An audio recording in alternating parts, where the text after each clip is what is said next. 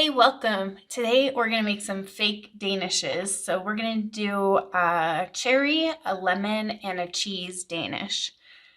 So I'm going to make the base part of this with foam clay. So condition your clay. And then I'm going to add a little bit of antique white and just a couple of drops of classic caramel. I always try to make the base of my project look like what the dough would look like, so that when any of it peeks through the shading, it looks realistic. So we're just going to mix the paint in really well.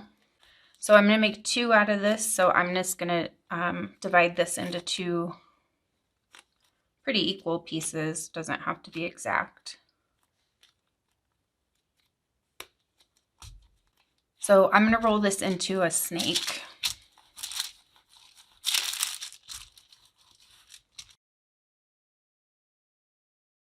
So I want it to be pretty thick still, because you know the Danish looks puffy. So then I'm going to take one end and I'm just going to start rolling it around.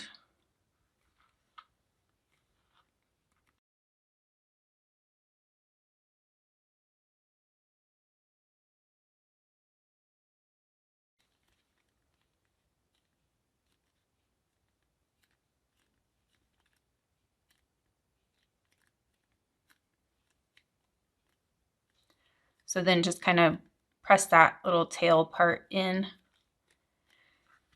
And then we're going to make an indentation here in the center, because that's where we're going to put our filling. And now let's give this some texture. You can do some different things for texture. I'm going to use a toothbrush.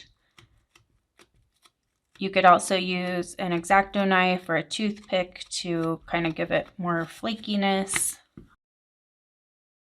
And when you're using the foam clay, I say this all the time, but I'm going to say it again. When you're using the foam clay, you can press your toothbrush in pretty hard, because it's so springy that it will come, you know, some of the texture will pop back out. So this, if you press it in harder, then you know some of it's going to stay. So now I'm going to shade my pastries. So I have been out of territorial beige for a long time. The Walmart by me doesn't have it, so I've been having to improvise.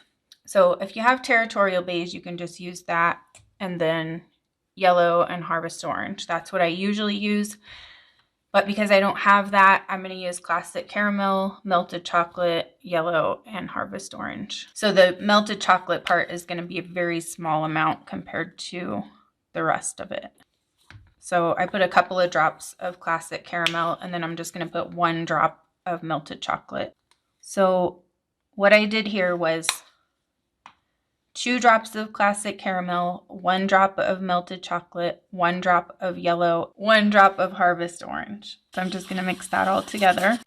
And then I'm going to get a lot of the paint out of my brush, because I want to dry brush this on so that it looks baked. So just lightly brush this on, and you can kind of layer it. So you could go over once, and then if you want to darken some areas, you can go back and add some more paint if you need to. And don't put too much. You can put a little down into the crevices, but those would typically have a little bit lighter look where it's rolled.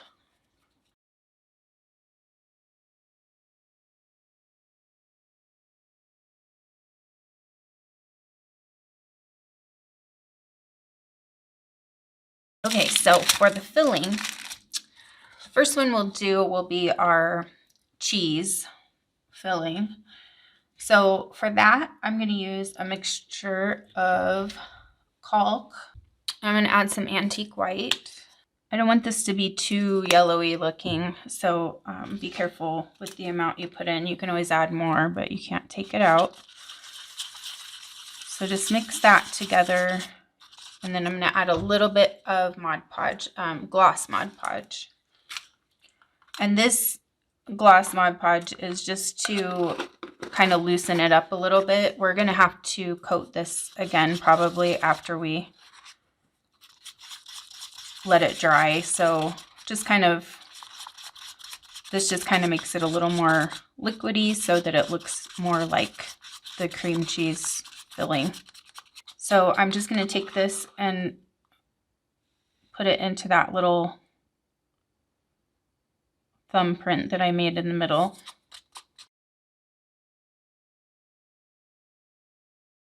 And then for the next one, we'll do the cherry. So I'm going to need to make a couple of little cherries. So you don't need to color your clay. I'm using this just spare piece that I had that's kind of a pink color, but you can use white. We're going to paint over it anyway.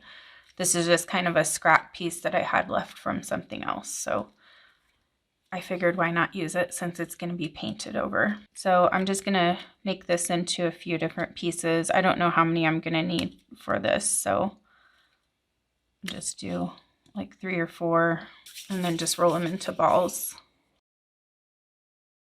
Now, because these are going to be baked, I don't want them necessarily like these perfect little balls. So I'm going to kind of like squish them a little bit, make them a little kind of like,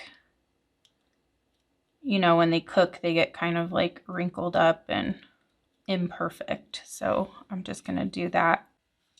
So now I'm just going to put a quick coat of red paint over these. So I'm using True Red from Anita's. Any red will do. This is going to have the sauce over it anyway, so the coloring doesn't need to be absolute perfection because it's not going to completely show anyway.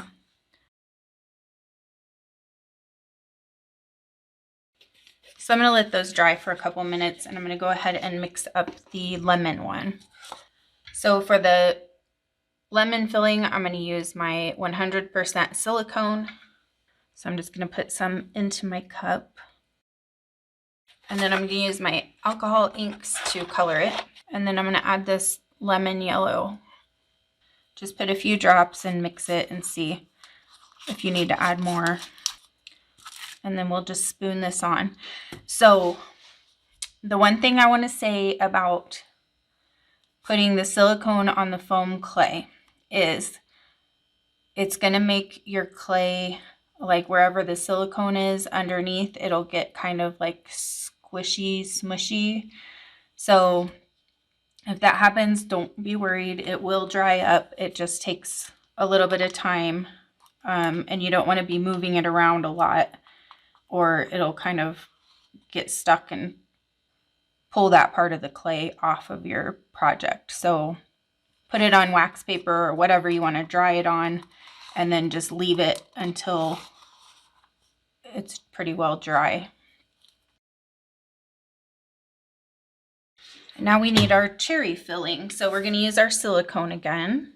You guys, this silicone stinks. So if you want to wear a mask or something like that, I would advise that. And it's also very sticky if you get it on your hands. So you might want to wear gloves when you use it. So I'm going to add some of this scarlet color. I usually will use this color mixed with another red that came in my set because this one's pretty pink. And then this plain red is a little more on the orangey side. So I find when I mix them together, it gives me a good red. Okay, so I'm going to put my filling in, some of it, and then I'm going to put some cherries on, and then I'll put some filling over the cherries.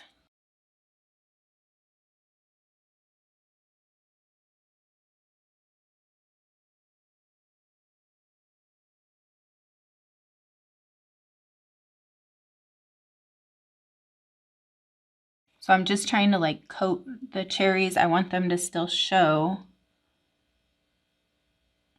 I don't want them to be completely covered.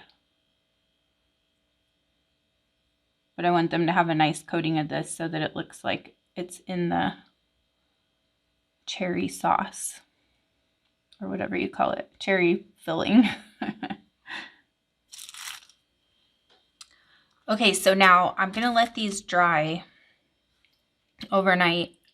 We are gonna put a drizzle, like frosting drizzle across the top, but I wanna give these a chance to dry before I do that so that I don't have so many things trying to dry at one time. Okay, so I've got things all dried up here. I don't think they're completely dry all the way through, but the top is dry, so I'm gonna go ahead and decorate these. So one thing I want to do with this cheese one is these don't normally look so perfect. So I'm taking a skewer. You could also use a toothpick, and I'm just going to kind of make some creases, or I'm not sure what the word is that I'm looking for, but give this a little bit of texture here so that it doesn't look so perfect. Now you could also do this when it's wet, if you want to take something and kind of swirl it around in there and see how that ends up looking. And then the other thing I'm going to do with mine is I'm going to put some gloss Mod Podge on the top of it here, because I feel like it's not quite glossy enough. All right, so while this dries for a minute, I'm going to go ahead and mix up my frosting mixture. So I'm going to use my caulk again, and I'm going to add a little bit of my white paint. Now, if you want to make this look more like glazy, I would put less caulk and paint and then put more Mod Podge, and then that'll give it more of like that kind of clear look with that cloudy white. Mine's going to be more of just like a white, so just wanted to give you that option as well. Everything I do here is just for inspiration, and you take it and run with it and do what you think looks good. So just mix all that together really well. And then we're going to put this in our sandwich baggie. So I just cut the zipper off if I have one with a zipper so it doesn't get in my way. So we're going to put this into the bag and push it toward one corner. And then you'll see the tip doesn't have any of your mixture in it. You just want to take off just a tiny little speck from that corner.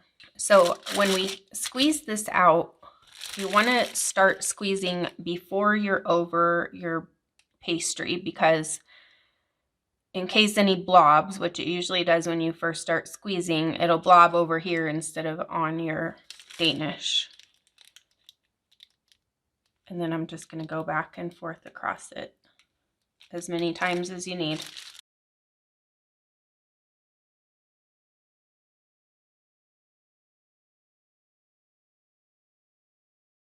What do you guys think? I am so excited. These look so cute. The cherry one is my favorite. Let me know which one you guys like the best in the comments. Thank you so much for watching, and I'll see you in the next video.